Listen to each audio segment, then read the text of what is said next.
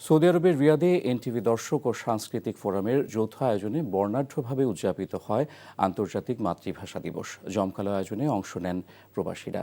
Saudi আরব প্রতিনিধি ফারুক আহমেদ শানের পাঠানো রিপোর্ট। রিয়াদে নানা আয়োজনে আন্তর্জাতিক মাতৃভাষা দিবস উদযাপন করেছে প্রবাসের জনপ্রিয় চ্যানেল এনটিভি। এনটিভি দর্শক ফোরাম ও এনটিভি সাংস্কৃতিক ফোরামের আয়োজনে একই সাথে অনুষ্ঠিত হয় নিয়মিত আয়োজন প্রবাস বিনোদনের ২৫তম পর্ব। আয়োজনে মিডিয়া পার্টনার ছিল রিয়াদের Batha Suncity medical centre, Nova enterprise, Riyadh food house ও আলোচিত বার্তা। আয়োজনে যোগ দেন দলমত নির্বিশেষে প্রবাসের বিশিষ্টজনেরা। তারা বলেন, বস্তুনিষ্ঠ সংবাদ এবং বৈচিত্র্য অনুষ্ঠান প্রচারের মাধ্যমে গণমানুষের কণ্ঠস্বরে পরিণত হয়েছে এনটিভি। এনটিভি আসলেই জনগণের কথা বলে, আমাদের কথা বলে, যা অনেকে বলতে সাহস পায় না। অনুষ্ঠানগুলো অনেক সুন্দর হয়, অনেক ভালো হয়, আর আমরা আগামী দিনে সবসময় এই অনুষ্ঠানের সাথে আমরা সবাই সংযুক্ত থাকব। অনুষ্ঠানে সভাপতিত্ব করেন দর্শক ফোরামের ভারপ্রাপ্ত সভাপতি শেখ মোহাম্মদ বাদল।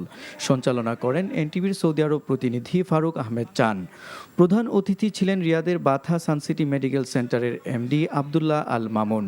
বিশেষ অতিথি ছিলেন ফারুক হোসেন পাটোয়ারি, ব্যবসায়ী শাহিন আলম ও আশরাফ উদ্দিন। এনটিভির অনুষ্ঠানগুলো দেখব। মানুষের চেতনা ছিল, সেই চেতনার উপরে ভিত্তি করে একটি ঐক্যবদ্ধ রাষ্ট্র গঠন করে এই বাংলাদেশ পরিচালিত হবে। আমরা প্রবাসী যারা রয়েছি, আমাদের জায়গা থেকে আমাদের যে দায়িত্ব রয়েছে, আমরা চেষ্টা করব সে দায়িত্ব পালন করার জন্য।